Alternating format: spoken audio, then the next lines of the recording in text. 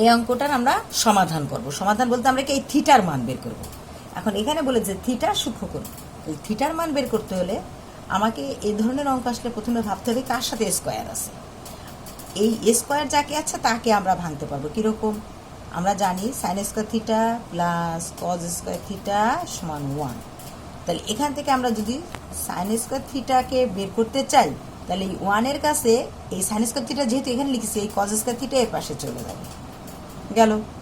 আচ্ছা, এছাড়া যদি আমি কজ স্কোয়ার থিটা লিখতাম তাহলে 1 মাইনাস সাইন স্কোয়ার থিটা লিখতে পারতাম। দুটো, এখানে দুটো, একটা থেকে দুটো বের করলাম সূত্র। এবার 2 sine square theta plus 3 cos theta minus 3, এখানে আমরা দেখব কার মাথায় স্কোয়ার নেই, তার মতো করে ওই ফ্যামিলিটা বানাবো, সবাইকে ওই ফ্যামিলি করব। কীরকম করে? যেহেতু এখানে স্কোয়ার আছে তাহলে আমরা তাকে অন্য কিছু লিখতে পারতেছি। কি লিখতে পারতেছি? সাইন স্কোয়ার থিটাকে 1 মাইনাস কজ স্কোয়ার থিটা লিখতে পারতেছি। তাহলে 2 এখানে কি 1 minus cos square theta plus 3 cos theta, এখানে যা যা আছে তাই দেখে দেখে লিখলাম। এবার সাইন স্কোয়ারকে 1 মাইনাস কজ স্কোয়ার লিখলাম এখান থেকে। এখন তাহলে সবাই কজের ফ্যামিলি হয়ে গেল। এবার কজ দিয়ে গুণ করবো, 2 অক্ষে 2 দিয়ে গুণ করবো, 2 অক্ষে 2 কজ স্কোয়ার থিটা, মানে 2 দিয়ে 2 অক্ষে 2 আর একে 2 কজ স্কোয়ার থিটা। আর এটা দেখে দেখে আমরা লিখে দেব, -3 সমান 0। এবারে আমরা -2 কজ স্কোয়ার থিটা আগে লিখি, প্লাস 3 কস থিটা এর পাশে লিখি, আর এই 2 আর 3 টাকা থেকে 2 টাকা চলে গেলে 1 টাকা থাকে, বিয়োগ 1, বিয়োগের শক্তি বেশি, এটা পেলাম। এবার আমরা সবার থেকে -1 কমান নিয়ে নিই, 1 না লিখলেও হবে। তাহলে 2 কজ স্কোয়ার থিটা, এই মাইনাস দেখলে ভয় পেয়ে কি হবে, প্লাসে মাইনাসে মাইনাস হবে, 3 কস থিটা মাইনাসে মাইনাসে প্লাস 1 সমান 0। এখন আমরা মাইনাস দিয়ে উভয় পক্ষকে গুণ করলে কি হয়ে যাবে, 2 cause square theta minus 3 cos theta plus 1 সমান 0। তার মানে মাইনাসকে তাড়াই দিলাম। এবার সিম্পল হয়ে গেল অঙ্কটা। এখন আমরা কি করব, এই যে 2 আর 1, 2 আর 1 গুণ করে 2, আবার 2 1 দিয়ে 3 বানানো যায়, সেই সূত্র ফেলবো। তাহলে মানে মিডিল টার্ম করবো, 2 কজ স্কোয়ার থিটা মাইনাস, তাহলে 2 কস থিটা আর এই 1 না লিখলেও হয়, শুধু কস থিটা। তাহলে 2টা আর 1টা 3টা, -3টা মাইনাস মাইনাসে প্লাস, আর এই +1 আমরা এখানে রেখে দিলাম, এটা কিন্তু আলাদা। এখন মিডিল টার্ম করবো, তাহলে মিডিল টার্মই করলাম, মিডিলটাকে ভেঙে ফেললাম।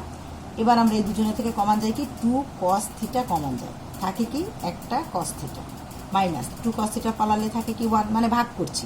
এখানে যেহেতু মিল নাই তাহলে আমরা 1 কমান নিব, তাহলে শুধু কস থিটা আর এই মাইনাসে মাইনাসে প্লাসে মাইনাসে মাইনাস, তার মানে মাইনাস দেখলে বলেছি ভয় পেয়ে যাবে, চিহ্ন পাল্টায় যাবে, ওই 1 বসে গেল।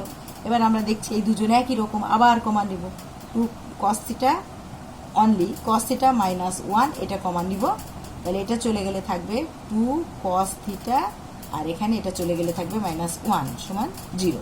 এখন আমি কি, এই দুটোর গুণফল যেহেতু 0, তাহলে হয় কস থিটা -1 0, অথবা আমরা লিখতে পারি 2 কস থিটা -1 0। এটাকেও 0 লিখতে পারি, এটাকেও 0 লিখতে পারি। এবার আমরা কস থিটা সমান কি, -1 ওপাশে গেলে +1, আর এখানে 2 কস থিটা সমান কি, ওপাশেও -1 গেলে ওখানে +1।